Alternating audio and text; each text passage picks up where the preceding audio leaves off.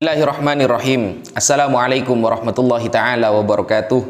Sahabat muslimin yang dirahmati oleh Allah, pada kesempatan kali ini kita akan menonton video Panji Gumilang, pimpinan pesantren Az-Zaitun. Dia sudah mulai menghina Rasulullah SAW dan dia sudah mulai menghina para ulama. Kita saksikan dulu apa yang dia ungkapkan, teman-teman. Disimak. Langkah sedikit haram, ke sini bid'ah, ke depan sedikit keluar dari ajaran Rasul. Kok seperti pernah ketemu Rasulullah saja? Hadis Rasul itu dipilah-pilah oleh manusia. Masa ada hadis, wah ini dhaif. Masya Allah, Kanjeng Nabi didhaifkan. Oh ini mutawatir, disepakati. Muttafaqun alaih. Jadi tertakluk kepada pendapat orang. Yang orang itu kita belum paham. Imam Bukhari ada di Rusia. Begitu jauh. Belum ada IT.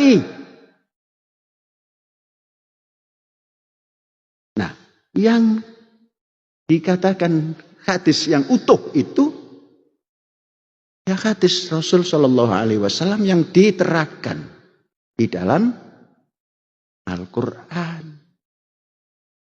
La yantiku anil hawa in huwa illa wahyun yuha. Jadi nutuknya daripada Rasulullah Shallallahu Alaihi Wasallam dzalika huwa Al-Quran, ayat Al-Quran. Qala Rasulullah fil Qur'anil Karim. Qala Rasulullah fil Qur'anil Karim. Mengapa Rasulullah? Rasulullah mendapat wahyu dari Gusti Allah. Adonai Allah. Wah, itu menyala ya, sudah out of the box. Alhamdulillah, barusan kita sudah mendengarkan apa yang disampaikan oleh Bapak Panji Gumilang, pimpinan pesantren Az-Zaitun. Dia mencampur adukkan akidah Yahudi, akidah Kristen dengan akidah umat Islam, dengan dalih bahwa dia ingin mengedepankan toleransi, tapi dia tidak tahu batas-batas toleransi dalam beragama, teman-teman. Di akhir video barusan, dia mengatakan Adonai, Adonai Allah. Adonai adalah sebutan Tuhan bagi umat Yahudi. Orang Yahudi kalau menyebut Tuhannya itu mengatakan Adonai. Dia berusaha mencampur adukkan akidah Islam dengan agama lain. Inilah pemikiran liberal yang hakiki, teman-teman. Lalu dia menolak hadis Rasulullah Sallallahu Alaihi Wasallam hanya gara-gara alasan yang sangat tidak ilmiah.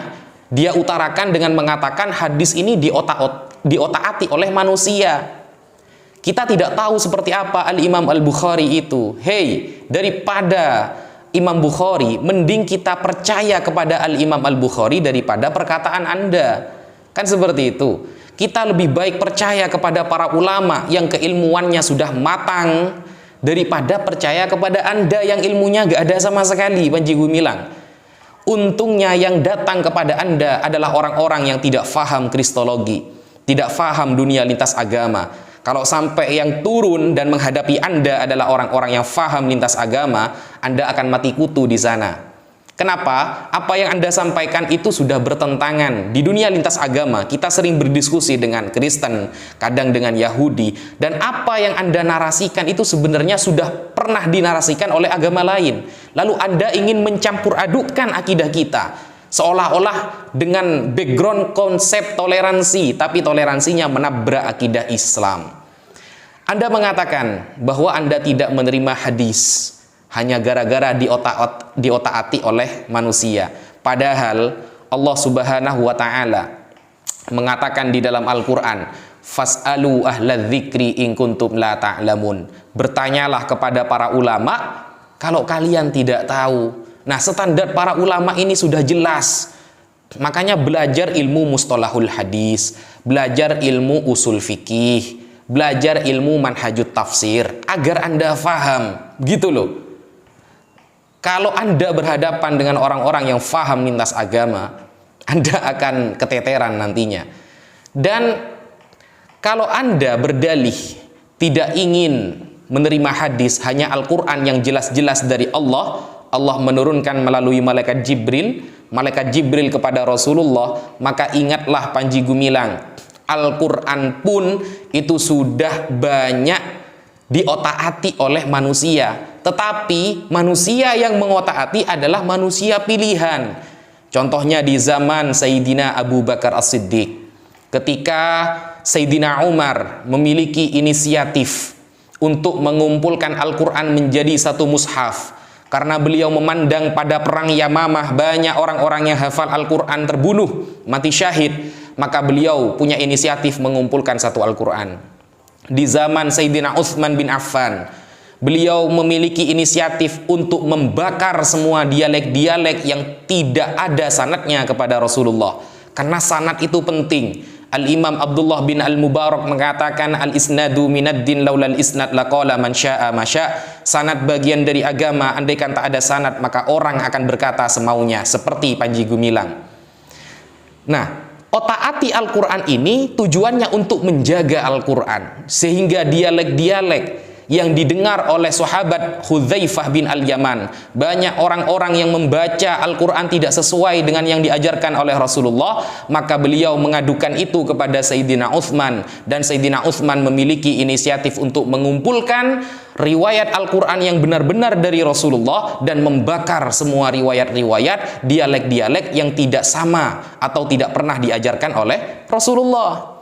Sehingga ketika ada orang sahabat mengatakan suatu ayat, lalu sahabat lain akan mengatakan sammulana rijalakum, sampaikan kepada kami kamu mendapatkan bacaan itu atau riwayat itu dari siapa. Inilah penjagaan Al-Quran.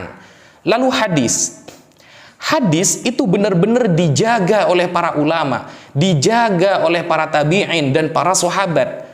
Bagaimana? Makanya kalau pernah belajar ilmu mustalahul hadis, maka Panji Gumilang tidak akan sewena-wena mengatakan seperti itu, teman-teman. Kenapa? Rasulullah sudah bersabda, inni taraktu fikum ifnani lau tamassaktum bihima lan tadillu abada. Aku tinggalkan dua perkara bagi kalian, kata Rasulullah. Kalau dua perkara itu kalian pegang teguh, maka kalian tidak akan tersesat selamanya. Apa itu? Yang pertama Al-Quran, yang kedua adalah sunnah Rasulullah Sallallahu Alaihi Wasallam. Apa sunnah Rasulullah? Sunnah Rasulullah itu meliputi ucapan Nabi, atau kita katakan hadis, pekerjaan Nabi, kemudian takrirun Nabi, hal-hal yang disepakati atau disetujui oleh Rasulullah Sallallahu Alaihi Wasallam. Sehingga hadis ini bisa dikatakan sahih, bisa dikatakan benar-benar dari Rasulullah, harus melewati 5 penelitian. Kalau sudah ada 5 penelitian ini lolos, ya, dengan 5 penelitian ini lolos, maka hadis itu bisa dikatakan sahih.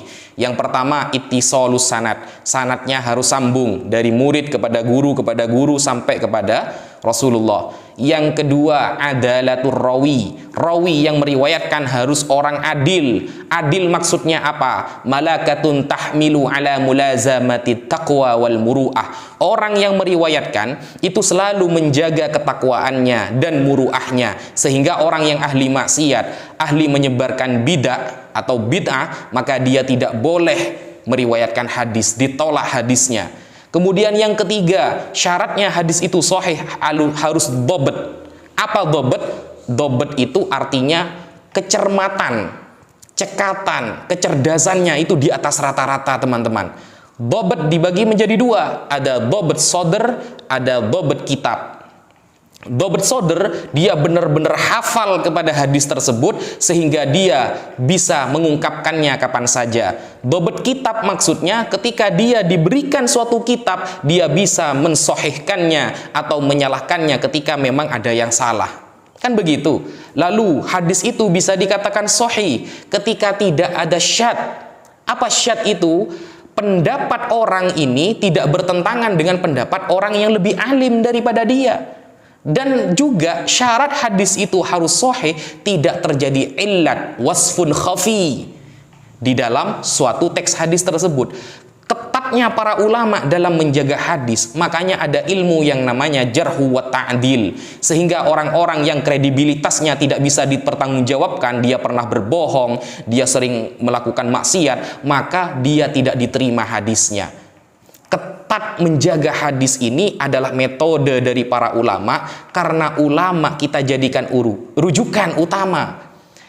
Rasulullah menyampaikan kepada sahabat, sahabat menyampaikan kepada tabi'in, tabi'in kepada para ulama, kita ikut ulama. Seperti itu loh. Dan kita mengikuti para ulama itu dalilnya banyak sekali di dalam Al-Qur'an. Innama yakhsyallahu min ibadihi al-ulama. Orang-orang yang benar-benar takut kepada Allah itu adalah ulama. Orang-orang yang benar-benar alim, allamah, sangat alim. Kemudian di dalam Al-Quran juga dikatakan ati'ullaha wa ati'ur rasul wa ulil amri. Taatlah kepada Allah, taatlah kepada Rasul dan ulil amri. Maksudnya ulil amri, kata Al-Imam Abu Aliyah, kata Al-Imam Ibnu Abbas, sahabat Abdullah bin Abbas dan Imam Ar-Rabi' dan lain sebagainya, ulil amri maksudnya kita harus ikut kepada para ulama yang sangat mendalam ilmunya. Makanya Al-Imam Ahmad bin Hanbal di dalam Muqaddimah A'lamul Muwaqqi'in an Rabbil Alamin yang ditulis oleh Al-Imam Ibnul Qayyim Al-Jauziyah, seorang ulama bisa mencapai tingkatan ijtihad, mujtahid ketika hafalannya minimal 400.000 hadis, teman-teman.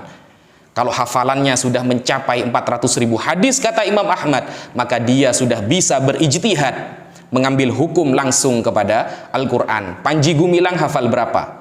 Arba'in Nawawi hafal nggak dia? Kan seperti itu. Begitulah yang ingin saya sampaikan. Semoga ada manfaat dan berkahnya bagi teman-teman yang mendengarkan. Kurang lebihnya saya mohon maaf, dan ingat, kita harus mengedepankan kepada para ulama. Kenapa? Karena para ulama ini adalah orang-orang yang memiliki ilmu dan menjaga agama ini. Ada satu hadis sebelum saya pamit, ada satu hadis yang disampaikan oleh Rasulullah, hadisnya sahih. Rasulullah pernah mengatakan, Innallaha la yakbidul ilmah intiza'an yantazi'uhu minal ibad. Allah tidak mencabut ilmu di dunia ini dengan cara mencabut dari hati manusia, tidak. Walakin yakbidul ilma biqabdil ulama, tetapi Allah mencabut ilmu dengan cara mewafatkan para ulama. Hatta idza lam yubqi aliman, sehingga kalau di dunia sudah tidak ada orang yang alim, tidak ada para ulama, maka ittakhadhan nasu ru'usan juhala. Orang-orang masyarakat akan mengangkat orang bodoh menjadi ulama, fasu'ilu fa'aftau bi ghairi ilmin. Orang masyarakat, ya, para masyarakat akan bertanya kepada orang bodoh ini, dan dia menjawab dengan tanpa ilmu, fadallu wa adallu, maka dia sesat dan menyesatkan banyak orang. Termasuk tanda kiamat hilangnya ilmu di dunia dengan wafatnya para ulama. Sekian dari saya, kurang lebihnya mohon maaf. Wassalamualaikum warahmatullahi taala wabarakatuh.